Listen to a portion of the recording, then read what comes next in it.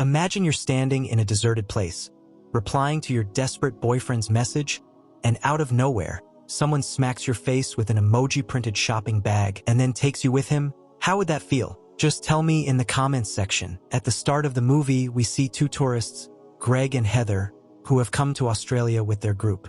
They slept in for a long time and were left behind by their group, who went on ahead without them. Taking advantage of this newfound freedom, they decided to try the shark cage experience offered by a company called Tucker's Experience. Tucker's neighbor, Dave, tells them that Tucker is on holiday and won't be able to take them out. However, Tucker himself suddenly appears and agrees to take them. He takes them both on his boat and they head out to sea. During the trip, Tucker tells them a story about his childhood. He reveals that he survived a shark attack, and the scars from that terrifying ordeal are still visible on his body. From that day on, he developed a strange and unsettling obsession with sharks. Heather tells him that she can't imagine how difficult this job must be for him. She says it must be a scary experience to work with sharks after surviving an attack, and that she would never go near the water again. But Tucker responds by calmly telling her that it was not the shark's fault. He then puts blood in the water, which quickly attracts several sharks. He places Greg and Heather inside a cage and lowers them into the water, right in the middle of the circling sharks. This was the shark cage experience they had wanted, and they enjoyed it immensely, seeing the sharks up close. They even learned that sharks are not as aggressive as they are portrayed. Laughing and filled with excitement, the two get back on the boat and thank Tucker for the experience. But then, in a sudden and horrifying act, Tucker stabs Greg in the throat and throws his body back into the water. Heather's screams are swallowed by the vastness of the sea, and no one is there to hear her. This was the opening scene of the movie. After this, we are introduced to an American girl named Zephyr, who stops at a gas station after a surfing session. There, she meets a real estate agent named Moses, who is having trouble with his car and needs help. Zephyr lives in a large camper van and is a solitary person who prefers to stay away from others. She is initially reluctant to help Moses, but he is so persistent that she eventually agrees. As they work on his car, they discover a shared love for surfing, and their conversation flows easily. They connect so much that Zephyr ends up parking her van outside Moses' house that night. Their time together is passionate, and they have a full night of fun in the van. But in the midst of it all, Moses casually throws a fin, a part used for a surfboard, out of the van. The next day, Moses has become serious about their relationship. He tells Zephyr that they met for a reason and should be together, but Zephyr is a free spirit who never stays in one place.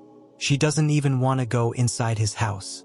Moses goes inside to cook her some food, but by the time he returns, Zephyr has taken her van and left, breaking his heart.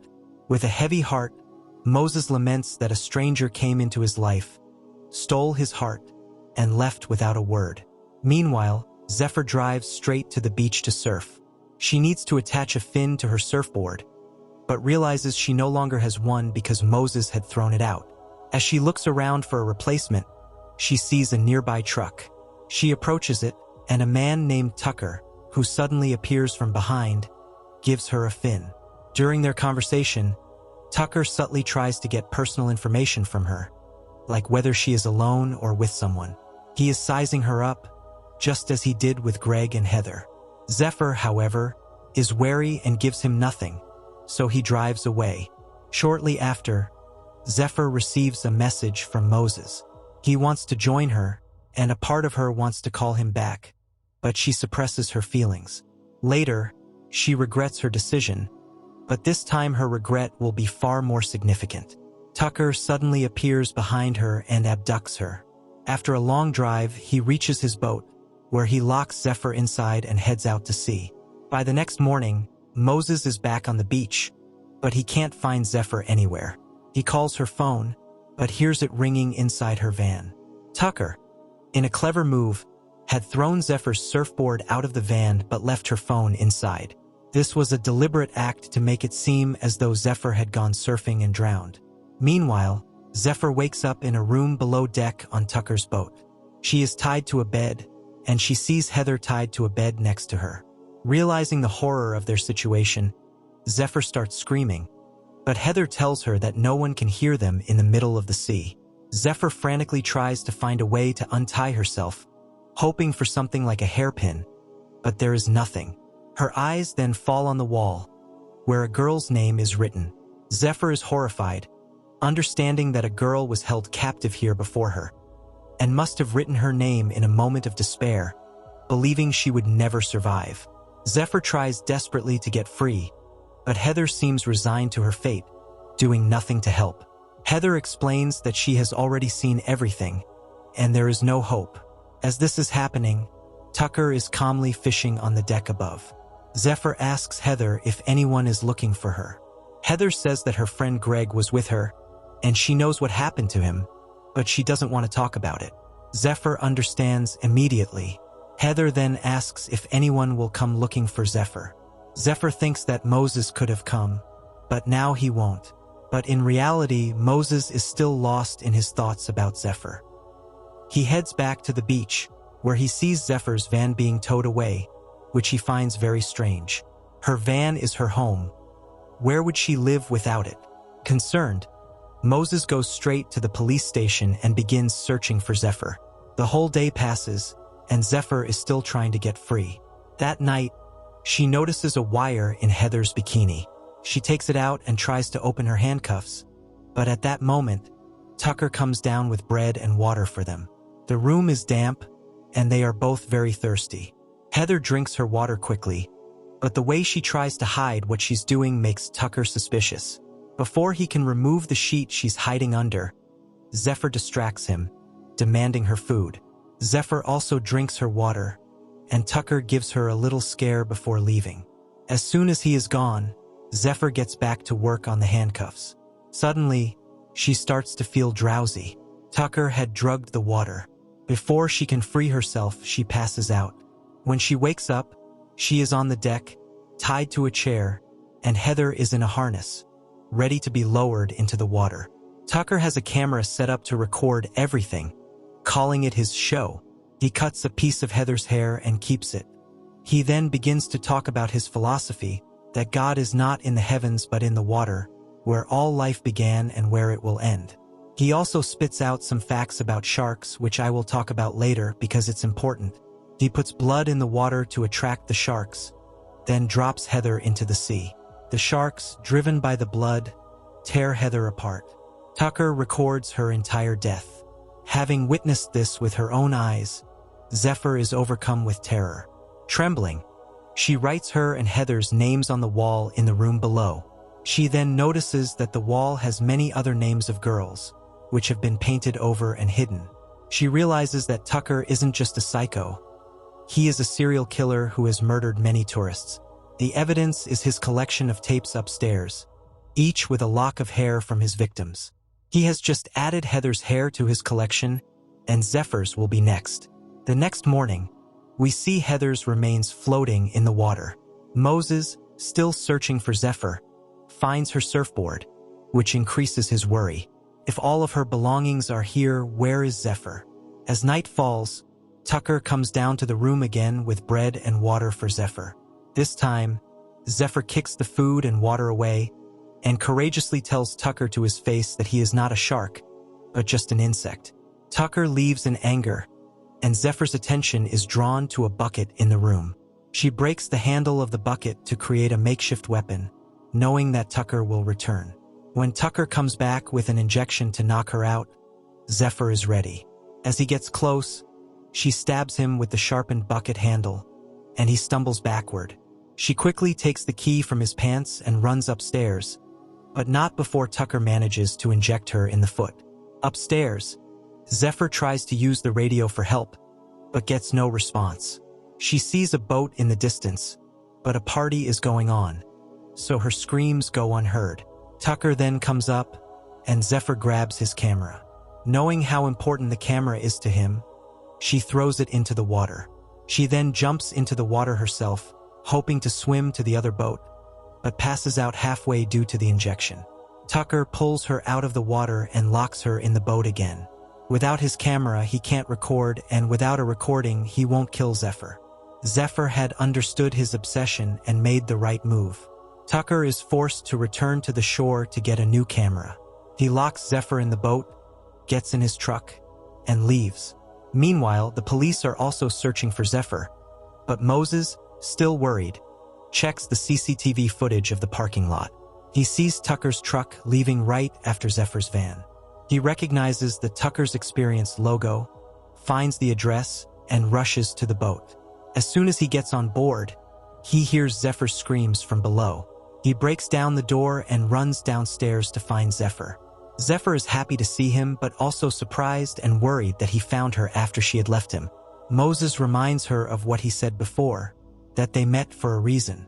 Zephyr tells him to get something to free her and to call the police.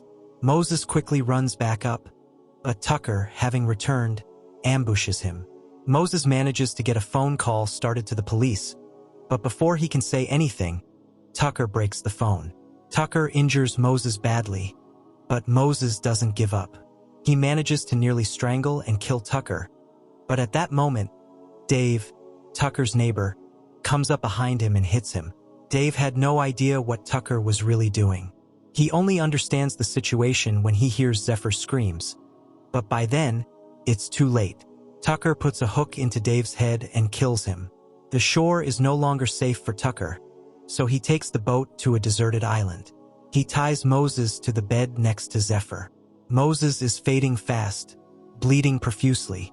Tucker then takes them both up to the deck, determined to record a tape that day. He puts pieces of Dave's body in the water to attract sharks, then lowers Moses into the water. But the sharks don't attack Moses at all because he listens to Zephyr and stays calm. Since Moses didn't get harmed, Tucker pulls him out to try a different method. This time, he stabs Moses multiple times and then puts him back in the water. The chances of Moses surviving are now very slim.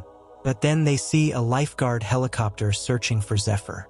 Tucker, afraid of being caught, quickly takes them both back below deck and locks them in. Moses' life is spared for now, but his condition is so bad that he is likely to die from the bleeding. Seeing his state, Zephyr desperately tries to get her hand out of her handcuffs, but she fails. With no other choice, she tries to break her own thumb to get free, but even that doesn't work. In a final, gruesome attempt, she chews off her own thumb to get free, and this time she succeeds. As Tucker comes down to knock her unconscious, she tricks him and escapes the room, locking him inside. But Tucker has another way out. Zephyr gets up on deck and starts the boat, but Tucker manages to get out of the room and shuts down the boat system. With only one chance left, Zephyr gives Tucker a hard fight before jumping into the water and swimming toward a nearby island where a wedding reception is taking place.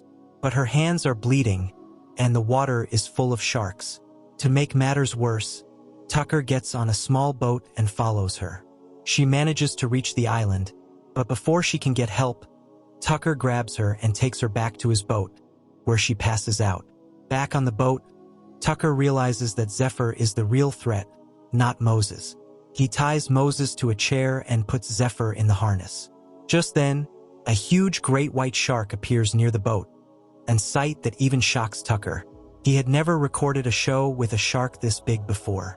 The shark that attacked him as a child was also a great white, so he is completely mesmerized. Without wasting a moment, he lowers Zephyr into the water. Zephyr is still alive, and Tucker, in a crazed state, takes a harpoon and starts provoking the shark.